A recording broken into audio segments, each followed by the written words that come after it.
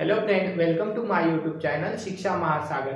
Friends, आज मैं आपको बीएससी फाइनल ईयर का केमिस्ट्री सब्जेक्ट का फर्स्ट यूनिट का फर्स्ट चैप्टर के जो टॉपिक है नील्स बोर का परमाणु मॉडल, उसके बारे में आज मैं आपको बताने वाला हूँ। तो देखिए फ्रेंड्स, जैसे कि मैंने आपको बताया है कि जो परमाणु होता है, इस परमाणु के अंदर यह नाभिक पाया जाता है और इस नाभिक के अंदर प्रोटॉन और न्यूट्रॉन होते हैं। प्रोटॉन पर पॉजिटिव चार्ज आता है, ये प्रोटॉन पर पॉजिटिव चार्ज, और जो न्यूट्रॉन होते हैं वह न्यूट्रॉन पर मतलब उदासीन होते हैं। उन पर ना तो पॉजिटिव चार्ज होता है ना ही नेगेटिव चार्ज होता है, उसे हिंदी में नेगेटिव कहते हैं। उसके बाद में ये जो नाभिक होता है उसके चारों ओर इलेक्ट्रॉन चक्कर लगाते हैं, और वह चक्कर फ्रेंड्स, ये जो इलेक्ट्रॉन है, ये इलेक्ट्रॉन नाभिक के चारों ओर कक्षाओं में चक्कर लगाते हैं, जिन्हें हिंदी में ऑर्बिटर कहते हैं। और इस परमाणु को इंग्लिश में ऑर्बिटल कहते हैं और हिंदी में कक्षाएं कहते हैं। और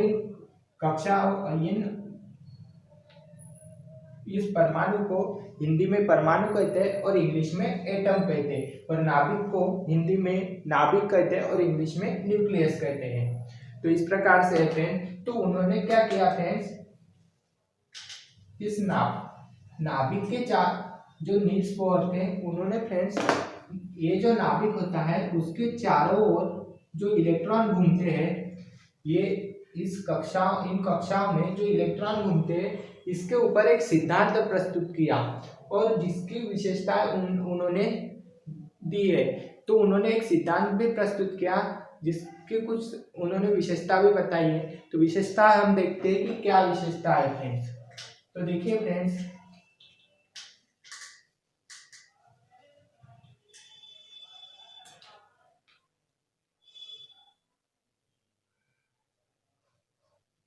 देखिए पहली विशेषता की यदि बात करें तो पहली विशेषता है परमाणु में नाभिक के चारों ओर अनेक गोलाकार मार्ग होते हैं, जिन्हें कोश या कक्षाएं कहते हैं। अब देखिए, कोई परमाणु है, उसके चारों ओर क्या होती है, गोलाकार मार्ग होते हैं। तो उन गोलाकार मार्गों को, मतलब ये क्या है, गोलाकार मार्ग है, इन गोलाकार मार्गों को ही देखिए क्या कहा गया है, कक्षाएं कहा गया है। तो इस प्रकार से पहली विशेषता हो गई फ्रेंड्स। उसके बाद में आती है दूसरी विशेषता। तो दूसरी विशेषता में है प्रत्येक कक्षा में निश्चित मात्रा में ऊर्जा होती। अब देखिए, ये जो कक्षाएं है, ये कक्षाएं नाभिक के चारों ओर, ये जो कक्षाएं जिनमें इलेक्ट्रॉन क्या कर रहे हैं, घूम रहे हैं, तो इन कक्षाओं में निश्चित मात्रा में, मतलब एक निश्चित मात्रा में ऊर्जा होती है, इसलिए उन्हें ऊर्जा स्तर भी कहते हैं, जिन्हें कोश या कक्षाएं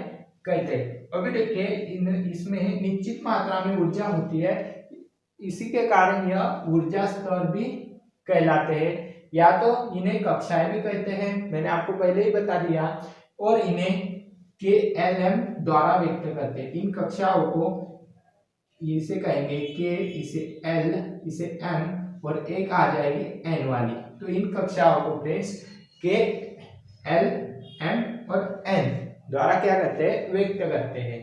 अब आते हैं तीसरी विशेषता पर। तो देखिए, ये दूसरी विशेषता हो गई। अब तीसरी विशेषता है प्रत्येक कक्षा में निश्चित मात्रा में ऊर्जा होती है। अब देखिए, ये जो कक्षा होती है, ये जो ऑर्बिट होते हैं, इनमें निश्चित मात्रा में ऊर्जा होती है। जैसे पहले पॉइंट में उसने बता दिया है कि प्रत्येक कक्षा में निश्चित मात्रा में ऊर्जा होती है, यही इसी पॉइंट तीसरे पॉइंट में भी यही बताया कि प्रत्येक कक्षा में निश्चित मात्रा होती है, इसलिए इन्हें निश्चित ऊर्जा स्तर भी कहते हैं।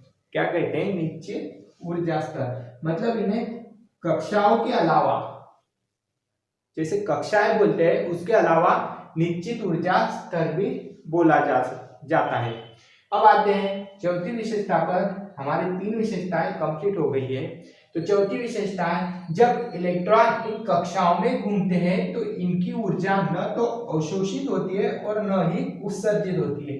देखिए फ्रेंड्स, अब क्या होता है, ये जो नाभिक है, इस नाभिक के चारों ओर ये कक्षाएं होती है। इन कक्षाओं में ये जो इलेक्ट्रॉन घूमेगा, यहाँ पर ये इलेक्ट्रॉन यहाँ से यहाँ आ गया, यहाँ से मतलब यह चक्कर लगाते रहता है। तो यह जब चक्कर लगाता है तो न तो ऊर्जा अवशोषित होती है, मतलब न तो ऊर्जा ग्रहण की जाती है, न ही ऊर्जा उत्सर्जित होती है, मतलब न ही ऊर्जा बाहर निकाली जाती है,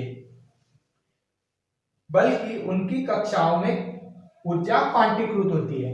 अब अगर ऊर्जा न ही अवशोषित होगी, मतलब न ही ग्रहण की जाएगी और न ही उत्सर्जित मतलब बाहर निकाली जाएगी, तो ऊर्जा कैसी रहेगी?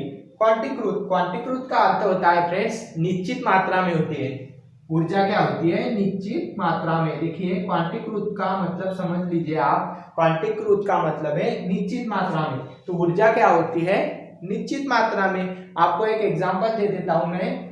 आपके पास जैसे मान लीजिए कोई डिब्बा है, गल्ला लीजिए, एक गल्ला गुल्लक बोलते हैं हम उसे, उस गुल्लक में 10 रुपए है ना, 10 रुपए।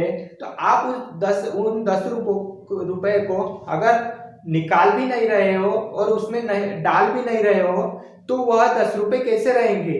वैसे के वैसे ही निश्चित रहेंगे, न तो उनमें बढ़ोतरी होगी न ही वह घटेंगे। तो उसी प्रकार से यहाँ पर भी क्या है?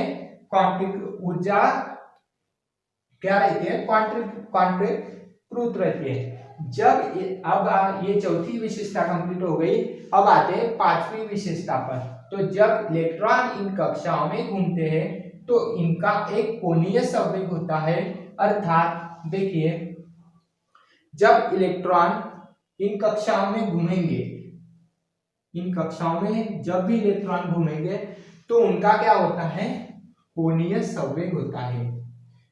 क्या होता है? कोणीय संवेग। तो अर्थात कोणीय संवेग मतलब mv, m मतलब इलेक्ट्रॉन का द्रव्यमान, v मतलब इलेक्ट्रॉन का वेग, r मतलब इलेक्ट्रॉन की त्रिज्या, h मतलब प्लैंक स्थिरांक और n मतलब इलेक्ट्रॉनों की संख्या, और उसके बाद है पाई। तो पाई होता है फ्रेंड्स, पाई है ये जो 2 पाई है फ्रेंड्स, ये होता है समाकलन गुणांक। ये आपकी इस प्रकार से ये पांचवी विशेषता कंप्लीट होती है। आप ध्यान में रखिए यहाँ पर m मतलब द्रव्यमान, v मतलब वेग, r मतलब त्रिज्या, h मतलब प्लैंक स्थिरांक, n मतलब इलेक्ट्रॉनों की संख्या, h मतलब प्लैंक स्थिरांक, पहले भी बता दिया मैंने जैसे आपको, और 2 पाई मतलब क्या है? एक समाकलन गुणांक है। अब आते हैं छठवीं विशेषता पर। तो छठवीं विशेषता में है फ्रेंड्स, जब इलेक्ट्रॉन ऊर्जा का अवशोषण करता है तो निम्न ऊर्जा स्तर से उच्च ऊर्जा स्तर में चला जाता है, और जब ऊर्जा का उत्सर्जन करता है तो उच्च ऊर्जा स्तर से निम्न ऊर्जा स्तर में चला जाता है। देखिए यह जो इलेक्ट्रॉन होता है फ्रेंड्स, यह इलेक्ट्रॉन जब ऊर्जा को एब्जॉर्ब करेगा, क्या करेगा? ऊर्जा को ग्रहण करेगा, तो देखिए अवशोषण करता है तो निम्न ऊर्जा मतलब कम ऊर्जा स्तर से अधिक ऊर्जा, निम्न मतलब कम और उच्च मतलब अधिक। तो जब इलेक्ट्रॉन ऊर्जा का अवशोषण करेगा तब निम्न से उच्च की ओर जाएगा। ये ध्यान में रखना आप, यहाँ पे कंफ्यूजन वाला पॉइंट है कि मतलब जब अवशोषण करेगा तब कम से ज्यादा की ओर जाएगा, है ना, और जब ऊर्जा को वह उत्सर्जित करेगा मतलब इलेक्ट्रॉन ऊर्जा को बाहर निकालेगा तब क्या होगा? उच्च ऊर्जा स्तर से मतलब अधिक से कम की ओर जाएगा, मतलब निम्न ऊर्जा स्तर की ओर चला जाता है। तो इस प्रकार से फ्रेंड्स नील्स बोर का परमाणु मॉडल से बहुत ही आसान है, और यह टॉपिक फ्रेंड्स एग्जाम में पूछा जाता है, मोस्ट इंपॉर्टेंट टॉपिक है। यदि आपको वीडियो पसंद आए तो वीडियो को लाइक शेयर जरूर करना, और यदि इस प्रश्न से संबंधित कोई भी आपके मन में प्रश्न हो तो आप हमें कमेंट के माध्यम से बता सकते हो। और आप यदि हमारे YouTube चैनल शिक्षा महासागर पर नए हो तो चैनल को सब्सक्राइब जरूर करना और साथ में बेल आइकन भी प्रेस करना, जिससे आप आपको आने वाले प्रत्येक वीडियो की नोटिफिकेशन प्राप्त हो सके। Okay friends, thank you.